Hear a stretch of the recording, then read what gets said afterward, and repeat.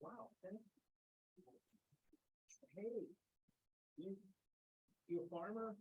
No, I work at a grocery store. Well, thank you, thank you, thank you. I love corn. And I was over in Illinois last weekend and a lot of their corn is running out. Yeah, yeah, water. Colorado, yeah. Good. Olivia. Oh, yeah, now I remember that. That was a really nice presentation.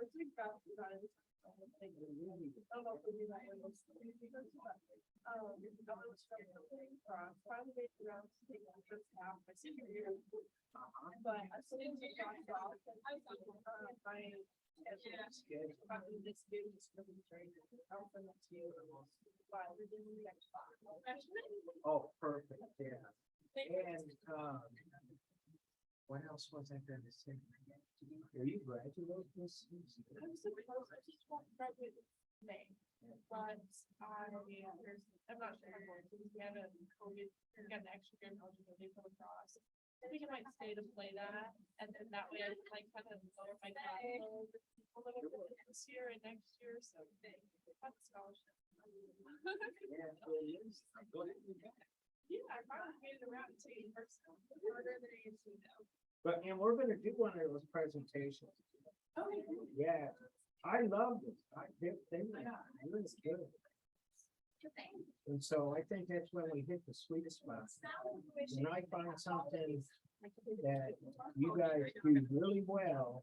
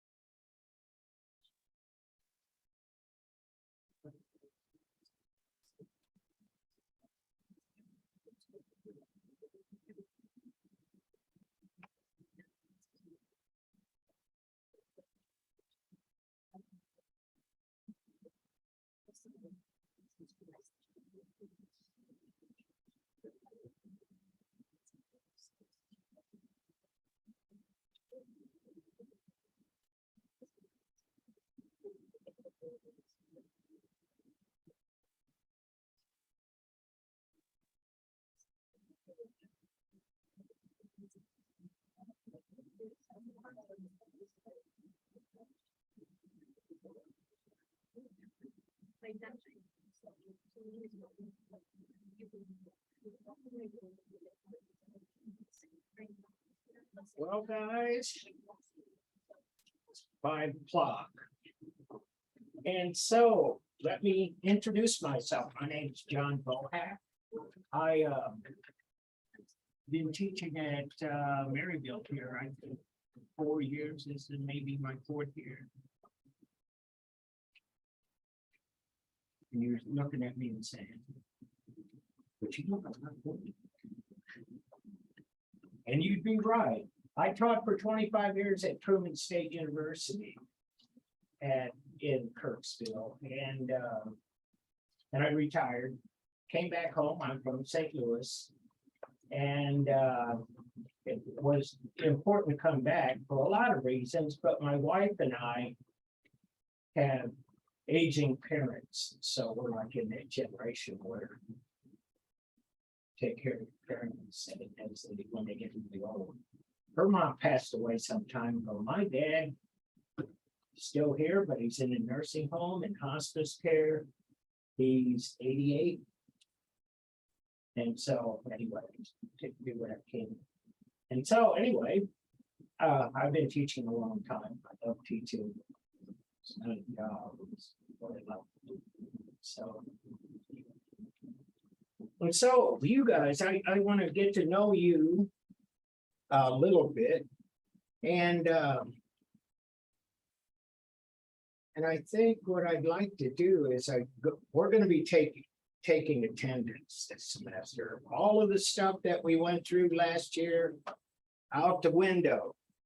As you can see, the desks, the tables are not far apart anymore. We're not wearing masks. And the idea, as I've been told, I don't get to make decisions. When I was like a senior faculty, I could write rules, but at least I can teach. We're going to on-campus teaching, and the idea of taking attendance is back on. It wasn't so much last year, and I ran it on Zoom. And most of the students I had did Zoom. A couple would come in, from time to time. But anyway, until further notice, we're going to meet here, and I'm going to take attendance. And the good side is, at least for me, I get to see you guys now. It's like a lecture to an empty room on Zoom, and there's nobody here. Yeah, it's not. And so I'm going to go down the list here, and let's see. It looks like we've got quite a lot of diversity here, too, which I saw before I came in. Ileana Ileana Argyropoulos. Greek. Yeah, I did. Yeah. We do Greek in this class too. Oh yeah. One of the pillars of Western civilization. Sana Aslam.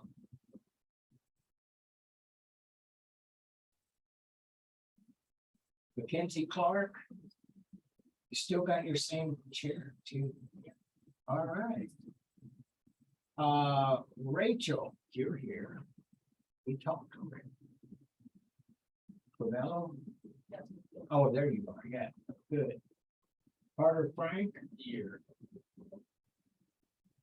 Blake Friedrich. It's Frederick. Frederick, okay. It's German. And also, hello there.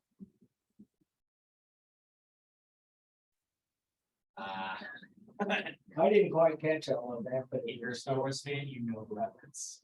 oh, okay. Yeah. Oh, okay. Nathaniel Hamilton. Here. All right. Dylan Hudson. You in the corner? Okay, good. Evelyn Kinder.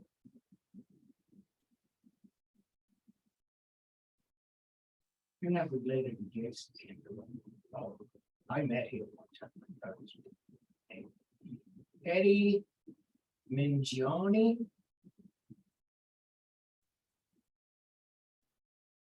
MIT, Hannibal.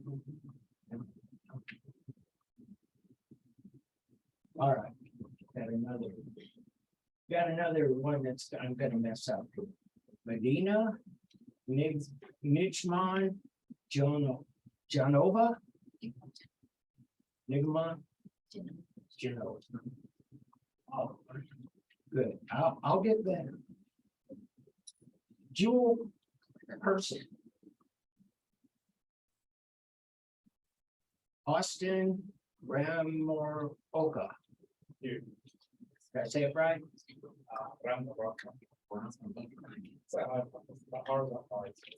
Yeah. Can I ask you where you're from? Botswana. Yeah, I recognize African, studied African art in graduate school. Olivia. Sorry, yeah. Victor Torres Nole. Did I say it right? Yeah.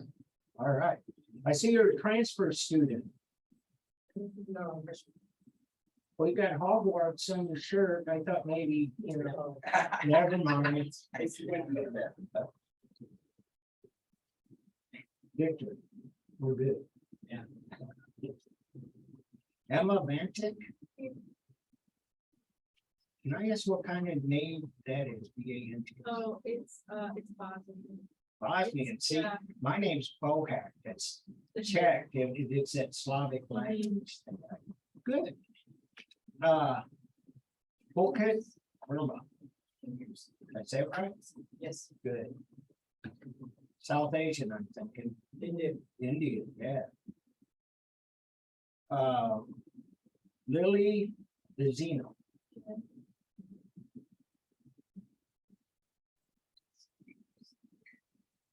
Raylyn Wood. Good. Grace Woodruff.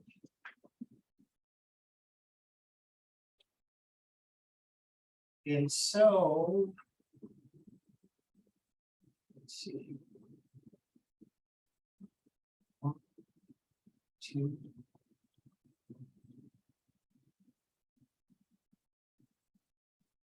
I think I got it. So. One of the things I usually do. At the first day of class, go around the room and everybody tell something about yourself. Say, I've already been asked me the question.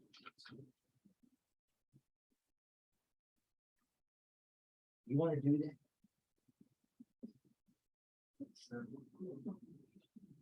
Okay, well, I just so everybody gets to know everybody just a little bit better. And I told you about myself, and I'll tell you some more. I'll bore you guys, I'll put you guys to sleep. I joined the Army in 1972. I was in the 101st Airborne Division. Yeah. Airborne. I worked at the Chrysler plant in Fenton. It's not there anymore. It's a big Amazon storage place. I got a daughter. I got 2 grandchildren. Yeah.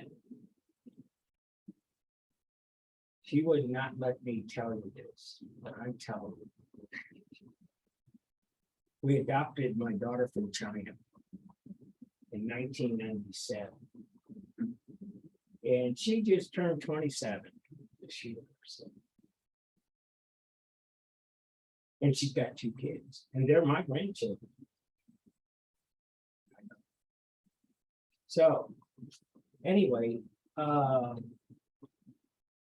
let me see.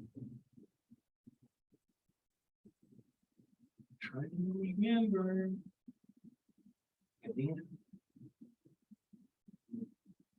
Yeah. Something about yourself that you would share. Your name. I am secret multi-billion. You'll get a lot of friends if you say that. I actually changed it. Nursing, good for you. Yeah, And I'm from Uzbekistan.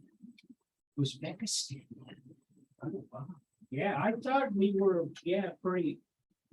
We had the whole world in here. But I'm not international student. No, you're an American citizen? No? No, I think I'm okay. Oh, permanent resident, okay, I like that. I think this is America, I think everybody, so they say, everybody's welcome here. Now I forgot your name, Evelyn. Evelyn, I'm a second year. I'm also a nursing student. Looking for something interesting. I have 2 dogs, so it's really interesting. ah. Yeah, well, I got one dog, but it actually belongs to my granddaughter. It's. I'm probably gonna be showing you guys pictures. Thank you. I'm Rachel. I'm a first year accounting major, And and your mom's downstairs. yeah, my mom's getting her doctorate here again. How did I know that? Rachel came in. And I'm from St. Louis. My name is Eliana. I am from Toronto, Ontario, Canada. Yeah. I have 2 dogs and I'm majoring in. Yes. Well, you're the first Canadian I've had in this class who wasn't a hockey. I am there. Oh, you guys are on a roll. I am Yeah. on the- Oh, man, you guys. Hi, I'm Roland. I'm a sophomore. I'm studying music therapy. And something interesting is that I've been to England on a vacation. Sweet. It was good. We went to like a small in, the Universal Studios for French art. Because my sisters made the Russian request, so, Sweet. How's your sister? she's got, she. Yeah. She's. a good one. Oh, good. Sadly, no, she hadn't, she's 15. Yeah, I know. You didn't go to Abbey Road Studios, did you? No, just the one. with See, the- that's like my age. That's what the Beatles made their records. Just say, you know. I did. Harry Potter. Yeah, Eagles. she's really doing well. Yeah. So, we went to like, really. Yeah, sounds great. All right. My name's Emma. I'm a freshman. My major is in graphic design. And I have a new kid. And also a dog. My name is Victor, freshman, and I'm the graphic design. From Peru? Yeah. Awesome. So my name is Purdeep Verma and I'm from Delhi, India, and my major is graphic design. Oh, so for Peru, you've been watching any television here? On CNN, they've been running this show about Patagonia. Oh, yes. Patagonia, South Chile, Argentina. It's, yeah, I know Peru, it's like Santiago. and stuff. Right? But South America's beautiful. All right, so Hi, I'm Lily. I'm a first year at Judy, which is kind of student. so we got some artists. And I was my brother.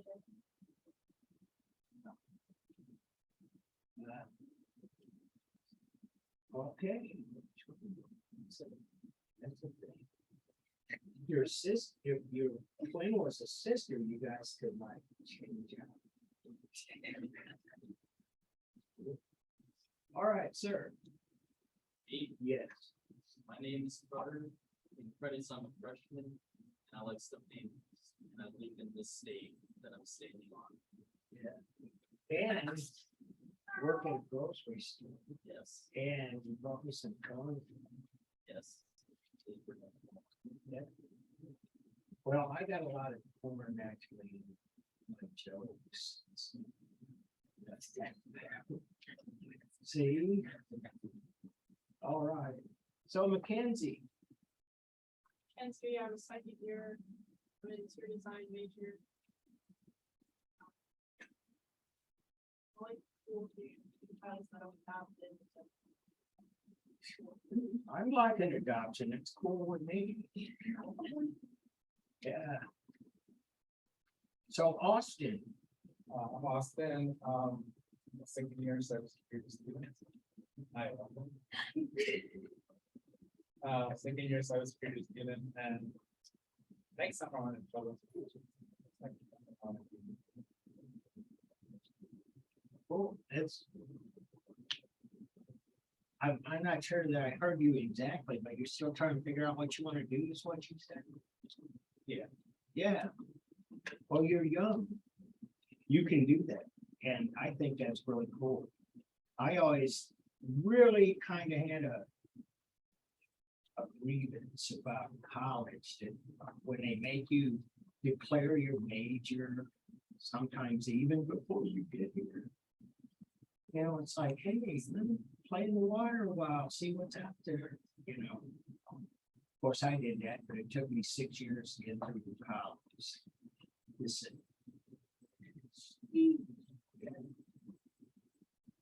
And so, how about Olivia? Olivia, I am a senior interior design major and I've done possibly very little. And something interesting is that I'm currently converting a school bus into a type. Run that by, what was that next to last one? What kind of home? Little tiny home on the. Tiny home. RV conversion. Yeah. That's like really cool. We're getting the installation student on Friday, we've got some framing done, the floors in. And then we'll get the election. Oh, yeah, so you know what I think, and you guys in the interior design, I'm sure. Have same thing going. It's not only a visual thing, but it's actually an architectural thing, and it's an engineering thing too. You're trying to get, Electrical is the hardest thing to figure out. oh yeah, gonna have appliances that run on 110, right? 12, Oh, we want to find this many 12 volt. 12 volt, you're gonna go all DC direct current. That's engineering. Get some help, but with the electrical. Cool. Jewel, so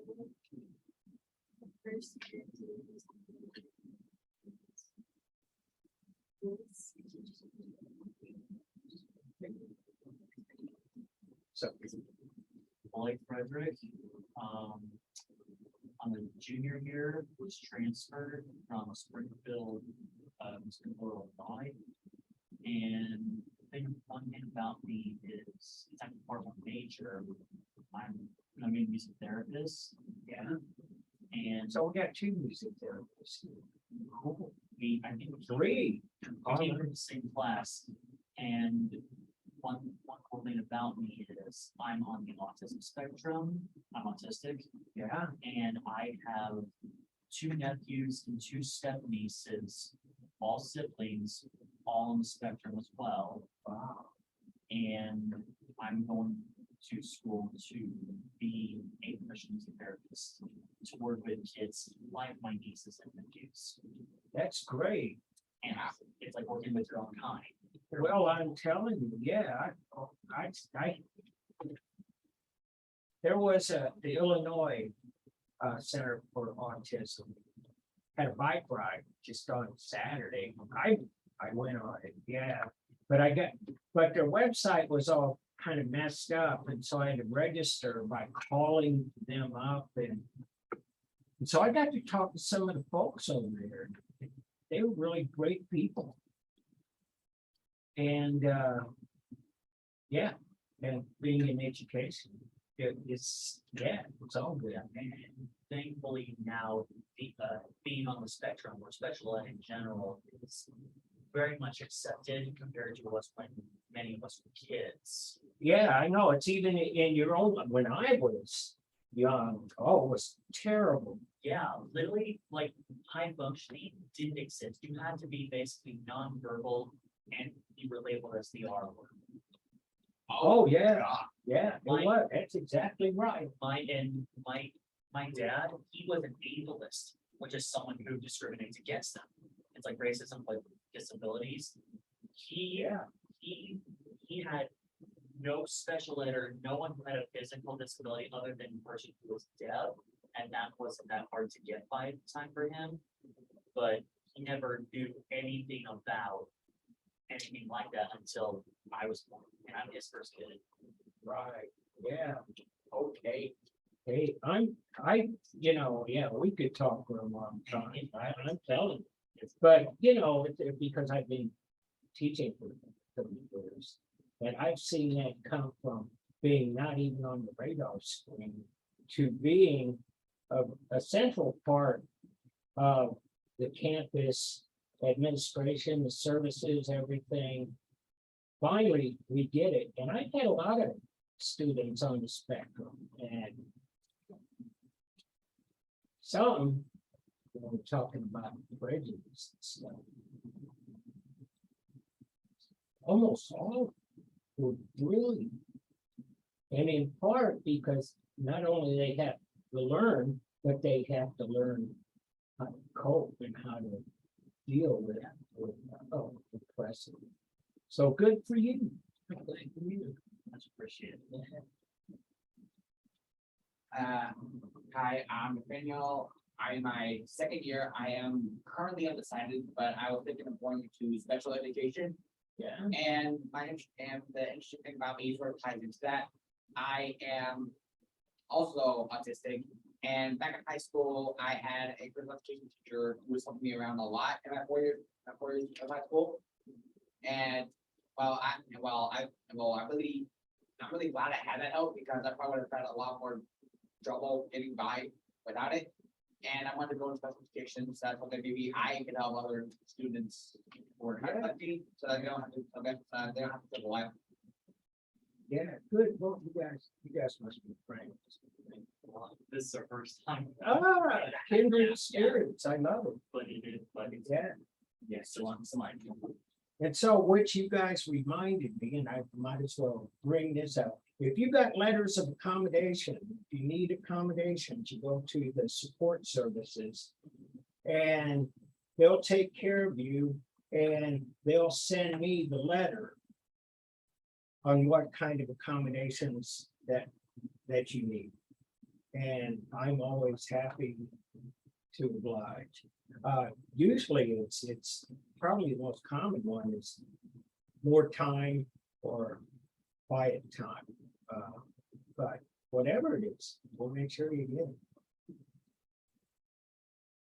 And so you guys, and I already forgot your names. I'm Dylan. Dylan. I am a freshman graphic design major. And I played soccer for 14 years. Wow. So you started when you were like. Yeah. That is interesting.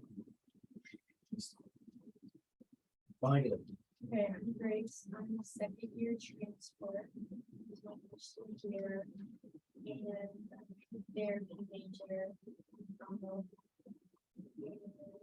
I was on PBS over Christmas on a game called Christmas at Belmont, for the school in Nashville. It airs every year for this. Really? Is it on YouTube?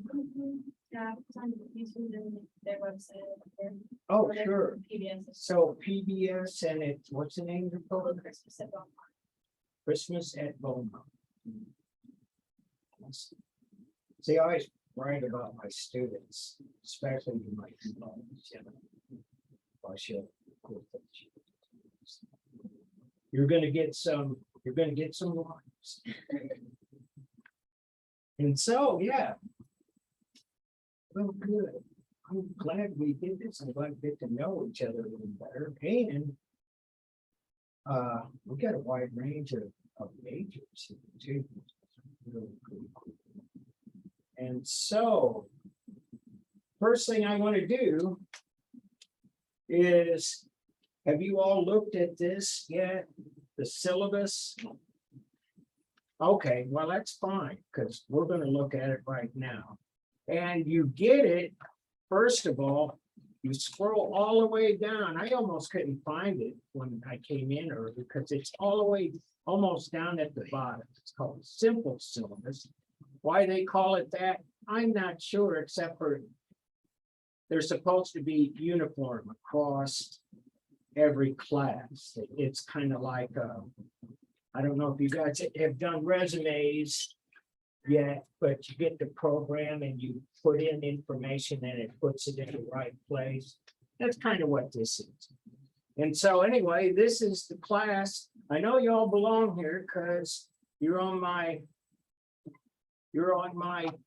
attendance sheet. And so we know this much already.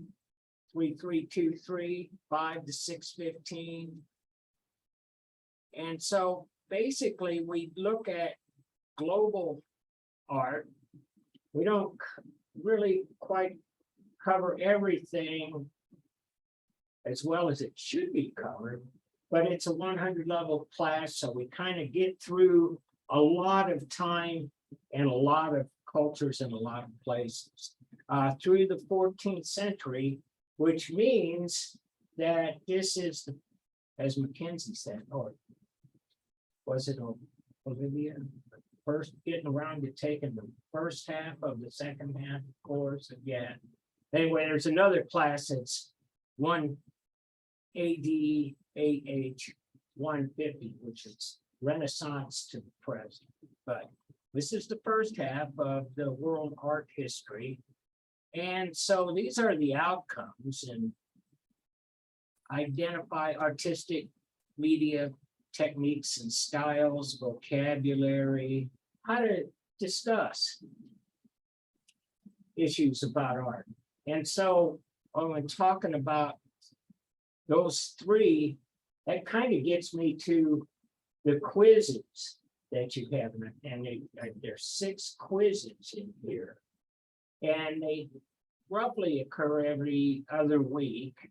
And they're essay questions that you take home. And so I'll talk about that in a minute, but these 3 are really pretty important to be able to write about the work, is if you've used the proper vocabulary, you know what the medium technique and style is, and the important words. And everything we look at is important, period. In fact, almost every artwork we see, there will be at least 1 or 2 full books written on that particular piece. And some of them, hundreds of books. We'll get into ancient Greece, ancient Egypt, ancient Mesopotamia, volumes and volumes. And so anyway, identify the economic, political, and religious influences on styles of art. And how many of you ever heard this? Art is a reflection of the culture. Yeah. And it really is. And if you understand the art, you'll understand a religion influences a lot of the art that we see. And bless you. And there are political, it says political But basically, what you find is that the so-called powers that be are the ones who pretty much get the art made. They're the ones with the money, the power, the influence, and they have a say in what you produce as an artist. And so you can kind of walk that back, kind of retrofit in a way, the artwork to kind of know what's important. And a lot of the artwork, some of the artwork's not religious, but it's more like artwork that will let the viewer know that this man or this woman is a very important and powerful person. The king, the queen, anyway. And so anyway, and it says economic, and economic, that kind of goes with the power too, money talks. And so interpret the creation and consumption of art within, so that's kind of, consumption's like, kind of like what I just said. You consume the art, you see the art, and you see that Ramses II is a powerful pharaoh because the statue is like 30 feet high. You know, the consumer, the person, and oftentimes the scale, the imagery, whatever, almost makes regular people that see this feel like a lot more insignificant, you know. And so anyway, that these are the functions, and we'll go through all. And so these are, you know, introduction to the visual arts of the Western world. But we get through some. I got some other non-Western stuff built in at the end of this class, and it's in the book, and we're going for it. We'll follow the order of the course outline, regular attendance, class participation, weekly readings. And so I'll show you what that is here in a minute too. But I want you to read up ahead. So like for Wednesday, chapter 1, we'll talk about it. I'd like you to read it prior to class, but I want you to read it sometime. And so there's your 6 quizzes, PowerPoint presentation. Olivia McKenzie know about this. In lieu of a research paper, what I've asked students to do in this class and in the other class as well, is to make what is essentially a short video, like 7 to 10 minutes, a presentation of the artwork. And so you can do that entirely on PowerPoint. You can put the images and the slides together, and we'll talk about this more when it gets closer. But there's a record narration button over the top, and you can put your own narrative on that. You're the guy like me talking about this stuff. And I've gotten a lot of really good ones. I've had some people really jazz up the video, and some even put music, soundtrack on them and stuff. But at any rate, that is the research component of this. Instead of writing it out as a paper, you got a video, and we look at it in class. And so anyway, I think that's more 21st century than what we used to do. So anyway, we'll talk about that. And then participation. And it's a brief research paper, so it's a quiz. Like I said, it's a 3-page short paper. The narrated PowerPoint presentation, that's this. And so, and there's a grading scale, class participation, some of this I really didn't make up, but it's kind of standard stuff, but here we are. This is the course schedule, and this is really kind of the bread and butter here. Week 1, August 22nd, that's today, course overview, review syllabus. Deja vu, we're here. And introduction to art history, which is a part of PowerPoint that I have for you. And that's what it is. And then for Wednesday, chapter 1, Art in the Stone Age. We're gonna kick it off. And we'll talk about some of the oldest art we know of. And so anyway, that's week 1, week 2.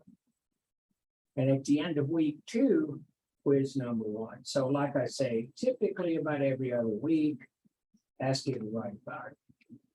And so then we go to Egypt, the Aegean, Greece, the Etruscans, the Romans, late antiquity, Byzantium, the Islamic world, early medieval Europe, Romanesque, Gothic, late medieval in Italy, pre-Renaissance, which is all, you know. And so anyway, by the time we get here, take a look at what was going on in South and Southeast Asia. Talk that. Yeah, and China and Korea. Japan before 1333, Native American cultures, Africa, legacy of colonialism. And then you see we've got Thanksgiving break. And when we come back from it, we're going to do 2 days of narrated PowerPoint presentations. That's where you guys will have these all turned in. We'll just play it. We'll put together a playlist, a YouTube playlist of artwork that you guys researched. And so after that, you know, there's only one more week after it's week 16. Quiz 6, final class. So that's really the kind of the biggest part of everything. And over here, if you guys haven't checked this out, modules. And this is today. And this is the PowerPoint. I'll play for you here in just a second. But this is where you'll find all of the PowerPoint presentations. I leave them up. So if you need to come back and look at them. And for you guys on doing sporting events, hockey team, lacrosse, I'm sure there's a few others in here. Give me your schedules, your note from the coach, or however that comes down. It seems like each sport does it somewhat differently. But I'll put the lectures up while you guys are at your meets or games or whatever. I'll put it on Zoom and you'll be able to access it. And I'll record it on Zoom even. I'm recording this one today, and that's probably a good idea because I got 2 people not here. You wouldn't have known that because I was going to ask if you're not here, please raise your hand. But didn't have. Yeah. And so anyway, and when I do that, the Zoom is here. And if you want to access Zoom at any time, see, this is going on right now. See the red button? The green dot right there. It's actually happening right now as we speak. And so, and if I record them, I will put them in this. The media gallery. But I don't have anything in here yet because it's the first day of school. But if you want to find what I do with them, I basically record them on Zoom, put them on YouTube, put the YouTube address on here. We're good. And so that's kind of how it works. That's what we're gonna do. And let me get to the PowerPoint that I have. That and there's a definition of art history. Because how should I say this? Well, I guess I better make something up because I'm the teacher. I'll say it this way. Art history is its own discipline. And it's kind of history, and it's kind of art, and it's kind of aesthetic criticism. It's visual interpretation. It's a study of, like I was saying, the economic systems, the religious beliefs, the power, the political stuff. You got to know all of that. So this is kind of a discipline that touches upon many other disciplines. And so you can take my word for it, or this is a really cool website. If it comes up.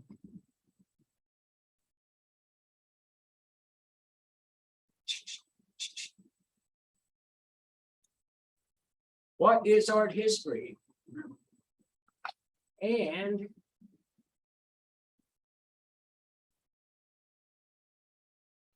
it says, come on, pop-ups. A definition of art history. Art history, the subject, study of objects of art considered within their time period. Art historians analyze visual art's meaning, and this is the kind of basic format areas, genres, painting, sculpture, and architecture at the time they were created. And so, painting, sculpture, architecture, that's the foundational ones, but hey, I'm thinking, some of you guys are doing graphic design. Some of you guys are doing interior design. And you're studying in the art department. Well, this is kind of one of the problems. It's not so much a problem for this class as much as it is the next class when we start getting closer to the present, because actually art has expanded beyond these three categories. You guys doing advertising design, for example. That is art. So we may be into graphic novels. And so these are the three areas that we look at. But art is not limited to just this. But at any rate, art history doesn't consist in simply listing all the art movements and placing them in a timeline. It is the study of objects of art considered within their time period. Art historians analyze visual art's meaning. Oh, I just read that. And iconography. That's an art history word. Iconography. You know what that means? You guys all know this. You have icons on your phone, on your laptop. It comes right out of the same thing. It's a symbol that represents something else. You got a blue square with a lowercase white f in it. You know, it's Facebook. It's an icon. And so that kind of same understanding, like you guys all understand current culture, things existed that way all the way back to prehistoric times, that there were icons, that things were considered iconic and representative. Representative, sometimes naturalistic, sometimes not. Sometimes there's distortions to help convey meaning of an object. And we'll talk about that actually pretty quickly. And so recount stories of our past, gives an account of past events. And so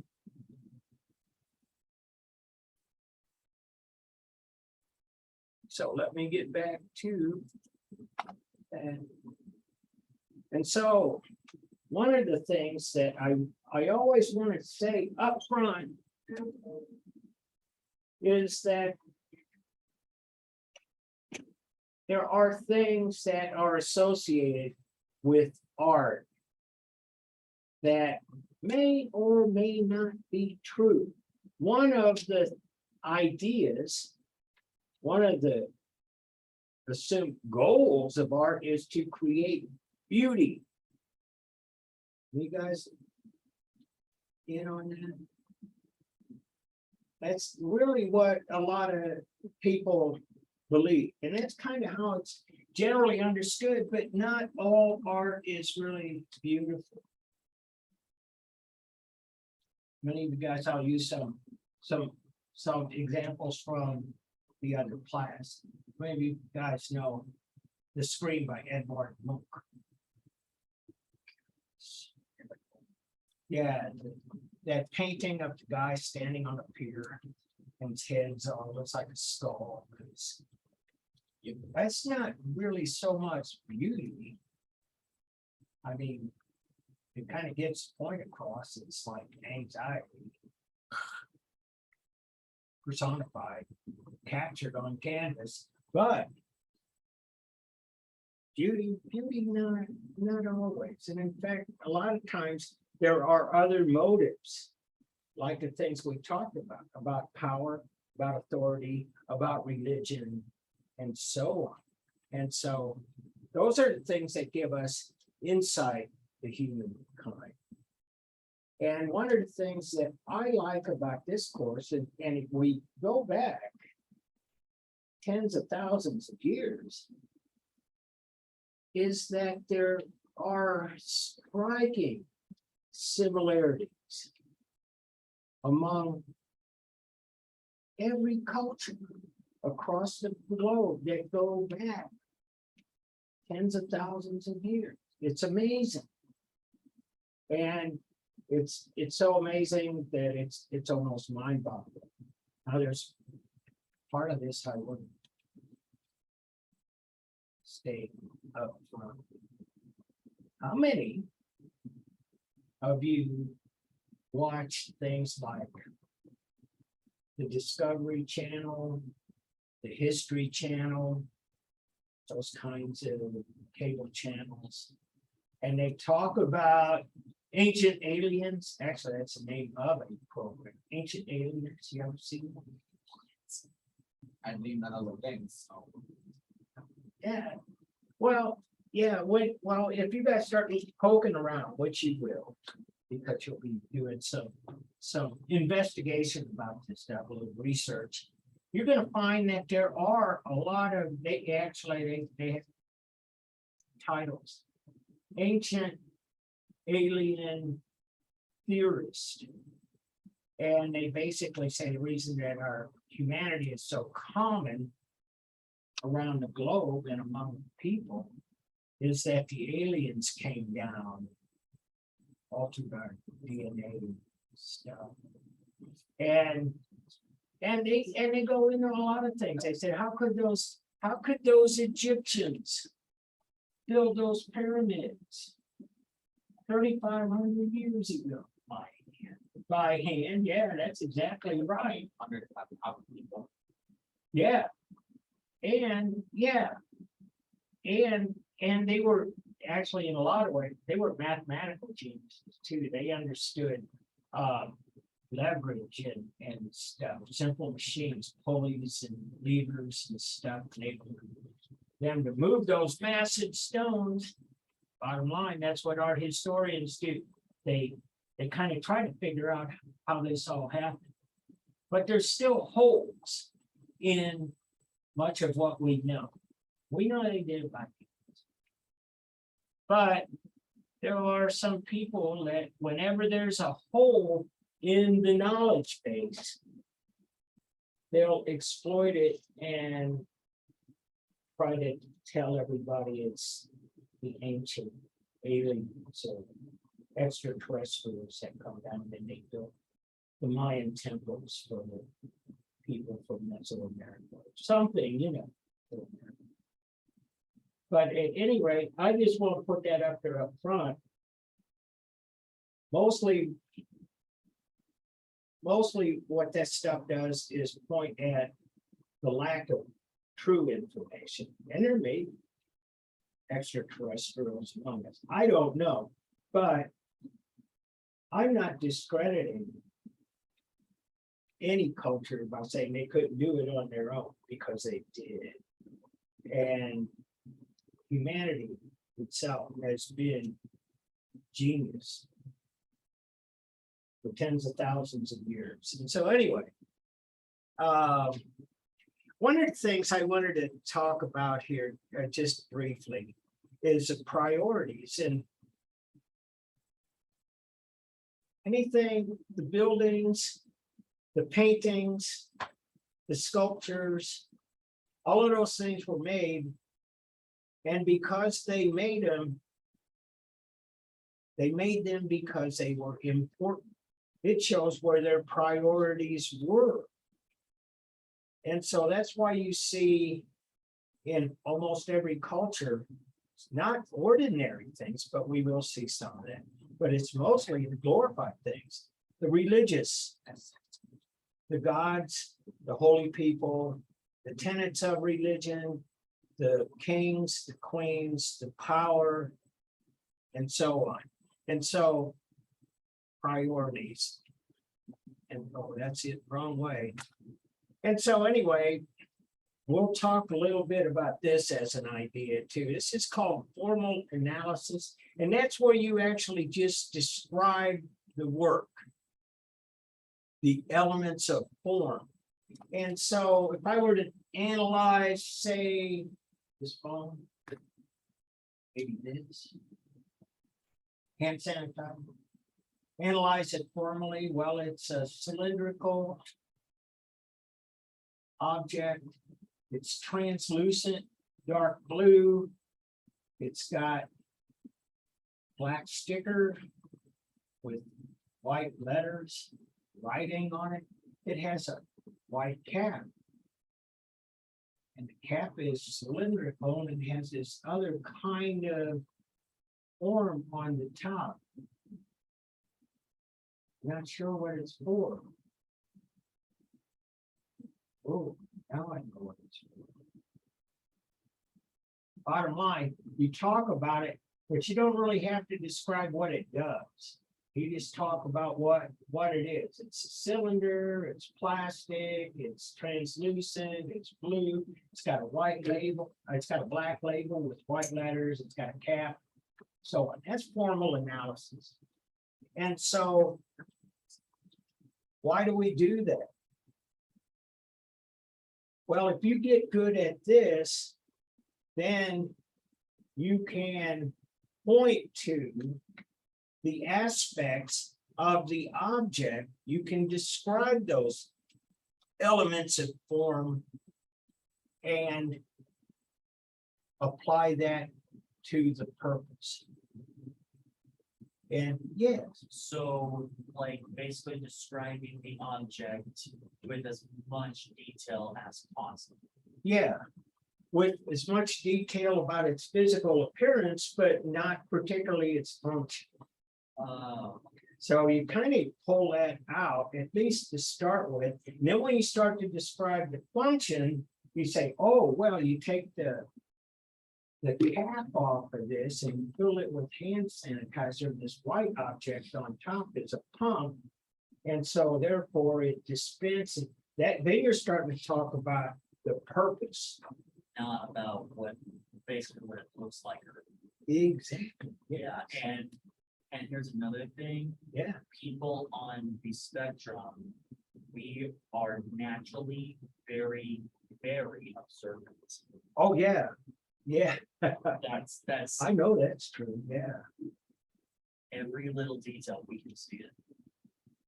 yes, yeah, And that's what makes us a lot smart, that's what makes us a lot smarter than people used to think. So oh, yeah, oh, absolutely, analysis, that it's, yeah. he's surprised. Yeah, yeah, well. I might not be surprised. Like I say, I've had a lot of people on the spectrum come through my classes over the years. I had one guy who verbally really wasn't very articulate. He had trouble finding words all the time. Then he wrote a paper for my class. And it was, to this day, was the best paper ever submitted by any of my classes. Of course, this was a 300 level class, but it was brilliant. I said, John, this is great. Anyway, I wish I had kept a copy. Beautiful. And so, yeah, the elements of form, color, line, space, shape, materials, and craft. And a lot of people really place a lot of emphasis on craft too. If something is not well crafted, it's often a little harder to accept it as art. And this is the next class, the 150, but we see artists in contemporary society, and they kind of throw craft out the window. Craft is, how many of you guys know Jackson Pollock? Yeah, you would.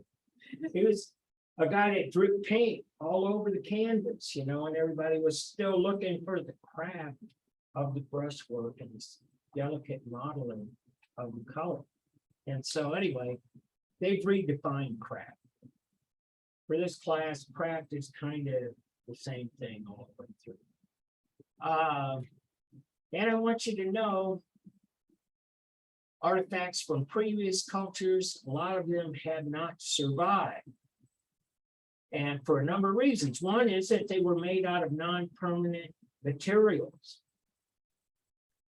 No evidence of written language, the historical record. You have to have the historical record to actually help identify some of the things that we'll look at. And, like in ancient Egypt, I'll keep going to that, but once hieroglyphics were understood, they pretty much could figure out what all of the stuff in the entire culture was about. Without a written record, and there are a lot of cultures that didn't write. And in fact, a lot of cultures would have, as a member of their group, their people, they would have poet historians, and they would memorize the historical record. That was their job in the culture, in the village. The village would have a poet historian, and it would be their job, their lifelong job, to keep the historical record. Now, I don't know if you guys ever seen this, because all my examples come from almost from ancient history as well. How many of you ever seen the TV series Roots? Alex Haley guy, trying to find his ancestry. He's an African American. And he goes through the historical records of the South and slavery and all this. And he finds out what ship his ancestors came to North America. You got a question? What did you say it was called? I missed the name. Roots, ROOTS. It was like the biggest thing on TV in the 1970s. I mean, it was beautiful. Anyway, bottom line is that he finds the manifest of the ship that brought his ancestor from Africa, and he goes to Africa, and then he finds these people that are still living the same way that they had been for thousands of years. And he finds the poet historian of the village. And the history of their people is in the form of a poem. So he starts going through this poem, and then all of a sudden he hears the name of his ancestors. His name is Kunta Kinte. They say, yes, because the history as such, and it's this way in a lot of cultures, is just like the Old Testament of the Bible. You'll see the parts early on, they kind of come in bits and pieces. Sarah and Moses begot so and so, and then his children were blah blah. There are a lot of begats, they just pages, begat. Who was, it's the order, it's the family tree. It's what the poet historian would memorize. They didn't write it down. They kept it all up here.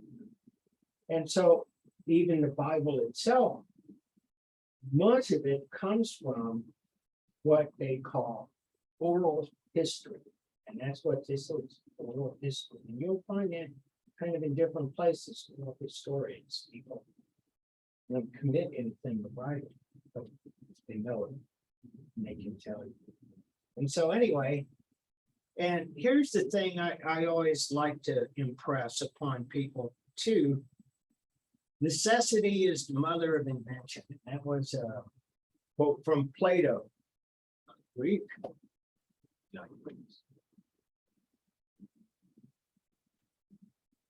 Why would you have a poet historian and no written language? Well, if what you're doing is working, your system of hunting, gathering, nomadic, whatever, if it's working, there's no need to write things down. And I talk about this as an African thing, but like I say, that came out of the Middle East with the Old Testament, and you find that same practice here in American indigenous cultures.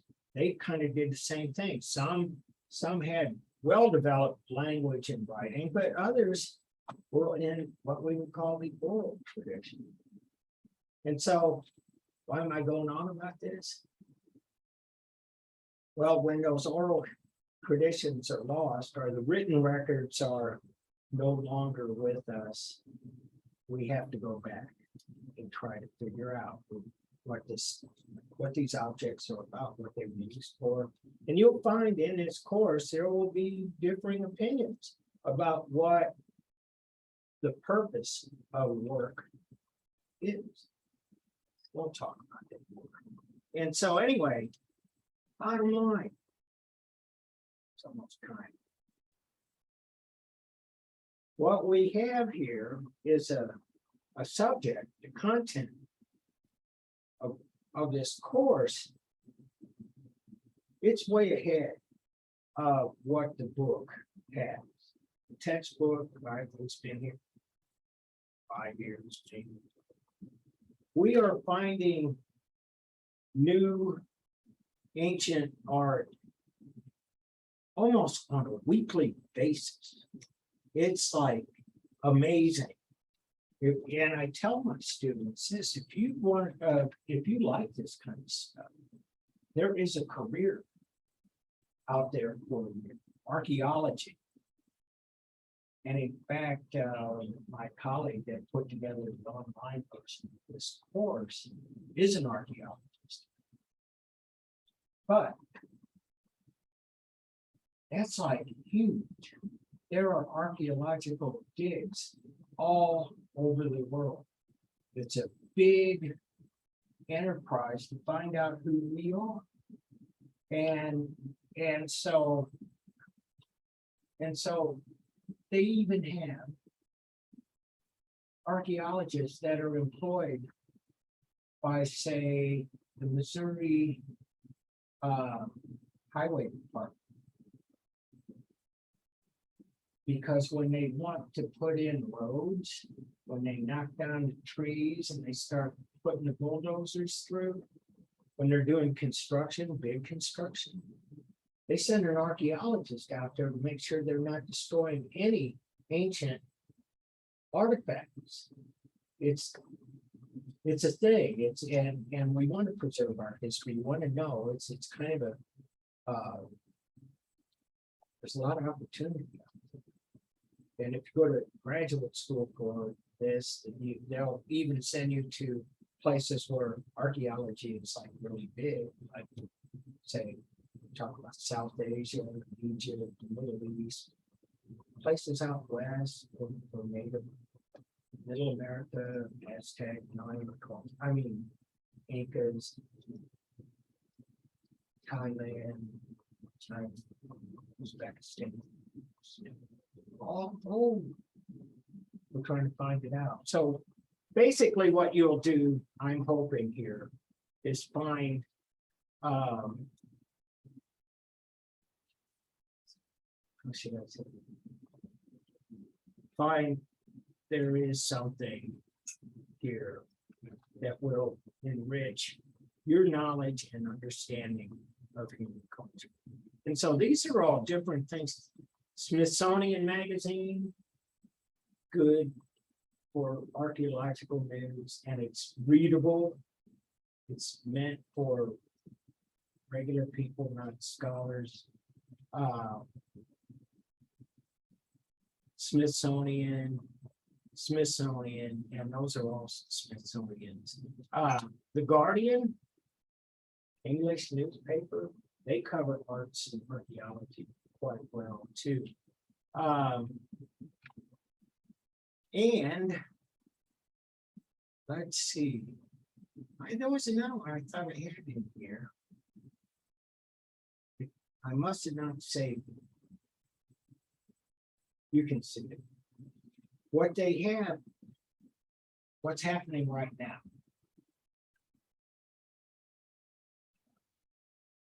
Drought that's encompassing many parts of the world that have never had a drought.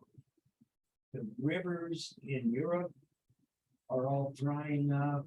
Places, well, in Europe, the example I learned to tell you about is that there's this dolmen structure in Spain. Dolmen is a rock thing, rock piled together. And it's called the Spanish Stonehenge, and it had been underwater for like what, 1,200 years.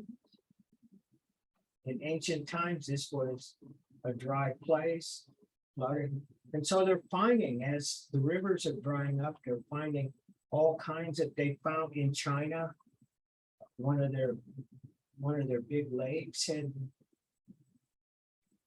gone down, and they found this Buddha that's, they believe, is at least 800 years old. So we're finding a lot of stuff, ironically, through climate change. But these things happen all the time. New discoveries are made. Every week there's something new. And then we find, I got this one. This is another kind of thing. Not that sometimes they find things like this.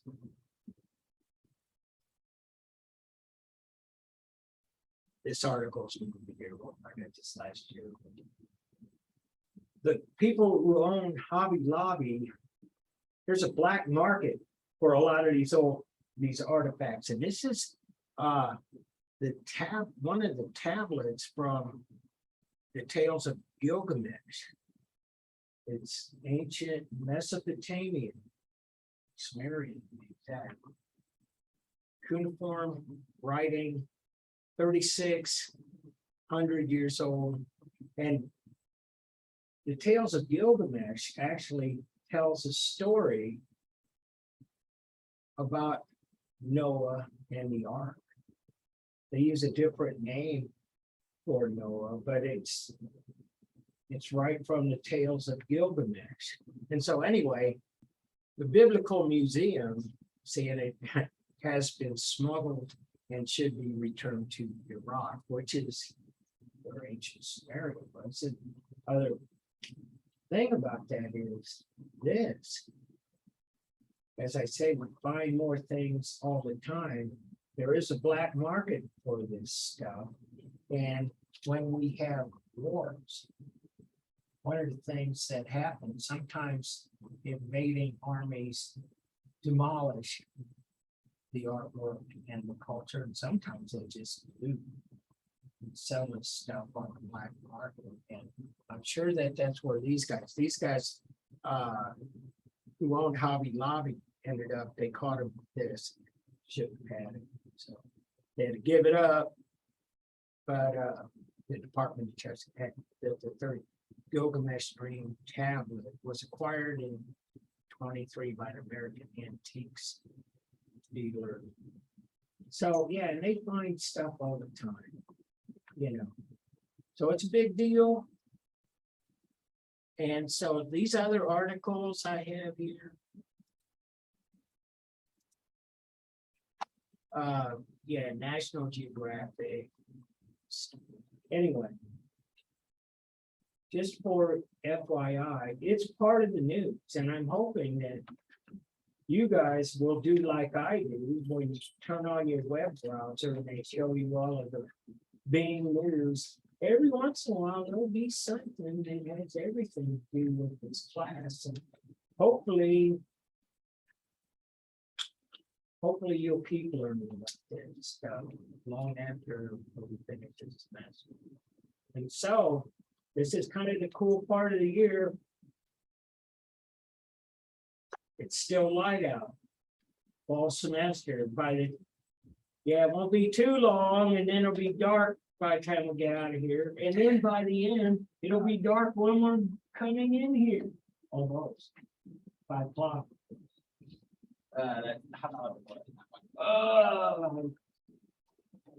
Yeah, it's part of what you go through. I was there myself. So anyway, any questions, anything? I'm glad to meet you guys. I'll see you all Wednesday.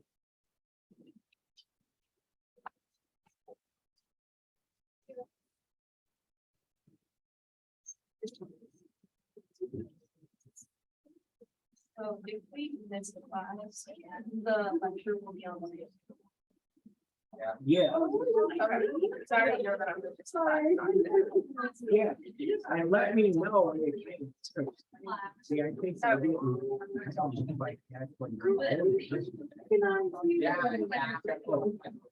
There it is. Is it recorded? Yeah, it's like recorded. Yeah.